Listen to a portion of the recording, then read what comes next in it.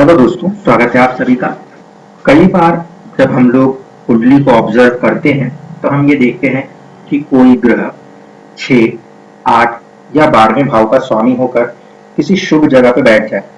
और ऐसे स्थिति में हम ये मानने लगते हैं कि जो पूरा रिजल्ट है वो खराब ही होने लगे। लेकिन अक्सर ऐसी कंडीशनों में रिजल्ट्स प्रिडिक्शन के अपोज कहीं पे भी रिजल्ट कर सकते हैं। तो देखिए, उस चीज को लेकर आज पहले समझने की कोशिश करते हैं। जो साउथ इंडिया में एक अच्छे ज्ञानी एस्ट्रोलॉजर हुए शेषाद्री अय्यर जी, उन्होंने कुछ फिक्स थ्योरीज मेंशन की हुई, जिसको अगर हम अप्लाई करें तो हमें समझ में आता है कि कुंडली में भले वो ग्रह 6, 8 या 12वें भाव के स्वामी हैं, लेकिन फिर भी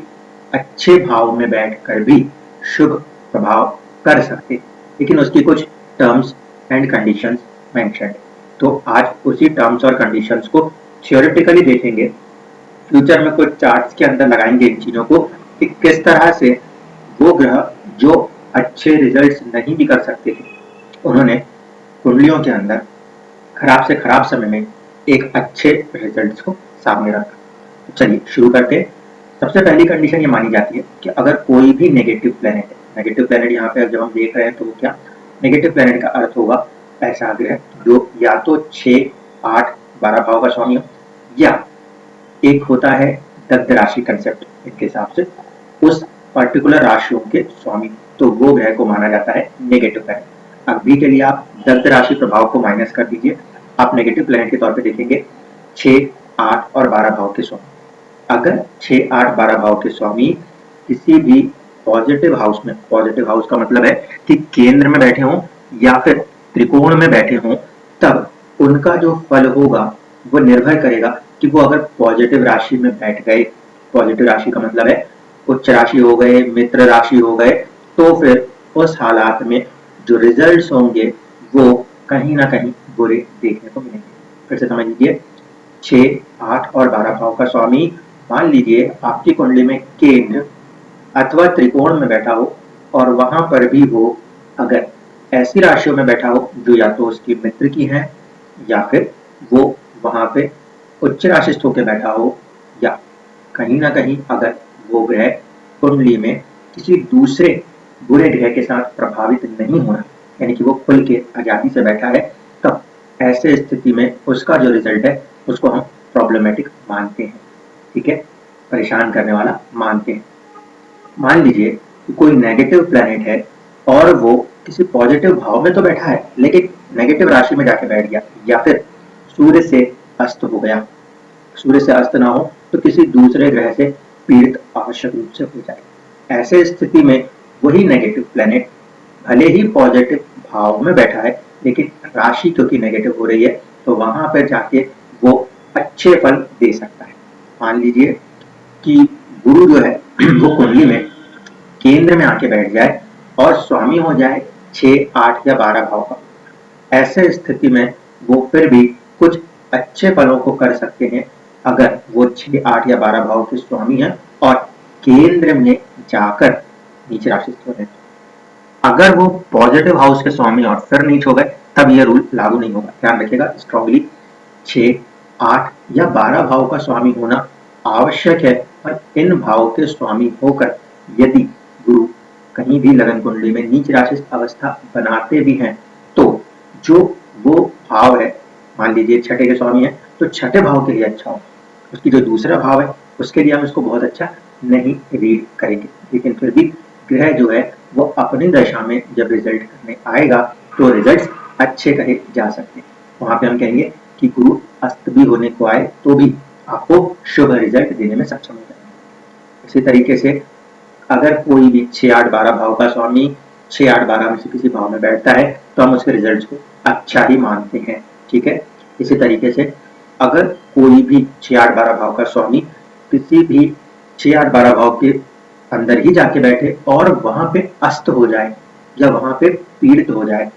अपने शत्रु मित्र ग्रहों के साथ जाके किसी तरीके से पापी ग्रहों से पीड़ित हो जाए, तो फिर वो बहुत ही अच्छा रिजल्ट करता है। इसी वाले जो का लॉजिक है इसके आधार पे हम डिसाइड करते हैं कौन सा कंसेप्ट, विपरीत राजयोग। 6, 8, 12 भाव के स्वामी 6, 8, 12 भाव में ही बैठने चाहिए और साथ ही साथ राशि के तत्व से भी खराब हो जाए और कोई दूसरे ग्रह से पीड़ित हो जाए या सूर्य से अस्त हो जाए, तब वो ग्रह बहुत अच्छा रिजल्ट कर सकते हैं। इसी तरीके से अगर कोई नेगेटिव प्लैनेट किसी पॉजिटिव स्टार में बैठ गया, पॉजिटिव स्टार में बैठ गया का मतलब ये है कि आपको अपनी जन्म कुंडली में जो चंद्रमा जहां पे भी आपको मिलता है वहां से आपको ये चेक करना होता है कि क्या वो ग्रह जो है वो 5वें तारे में, 7वें तारे में बैठा हुआ है या तीसरे तारे में बैठा है। ध्यान रखिएगा, negative planet in positive star लिखा है। पॉजिटिव स्टार क्या होंगे? पॉजिटिव स्टार होता है पहला तारा, दूसरा तारा, चौथा तारा, छठा तारा, 8वां और 9वां तारा, ये पॉजिटिव होते हैं। तो मान लीजिए किसी कुंडली में चंद्रमा किसी एक नक्षत्र में बैठे हैं, सपोज चंद्रमा केतु के नक्षत्र में बैठे हैं फॉर एग्जाम्पल, और ऐसे स्थिति में आपके लिए क्या होगा कि 5वां तारा मंगल बन जाएगा, 7वां तारा जो होगा वो गुरु के पास आ जाएगा। इस कंडीशन में अगर मान लीजिए 6, 8, 12 भाव के स्वामी गुरु के नक्षत्र में या मंगल के नक्षत्र में बैठे हैं तो उस कंडीशन में वो बैड प्लैनेट, बैड स्टार माना जाएगा, नेगेटिव प्लैनेट, नेगेटिव स्टार माना जाएगा। उस कंडीशन में रिजल्ट वेरी गुड हो जाएगा, ठीक है। लेकिन यदि अगर हम ये देख रहे हैं कि चंद्रमा केतु देव के नक्षत्र मघा में है और जो आपके 6, 8, 12 भाव के स्वामी बन रहे हैं वो ग्रह सपोज चंद्रमा के या फिर कहीं सूर्य के, या सूर्य के में तो फिर भी चलेगा, अगर शुक्र के, चंद्रमा के, शनि के या बुध के नक्षत्र में बैठ रहे हैं तो ऐसे स्थिति में वो जो 6, 8, 12 भाव के स्वामी है उनका जो रिजल्ट होगा वो खराब ही होगा,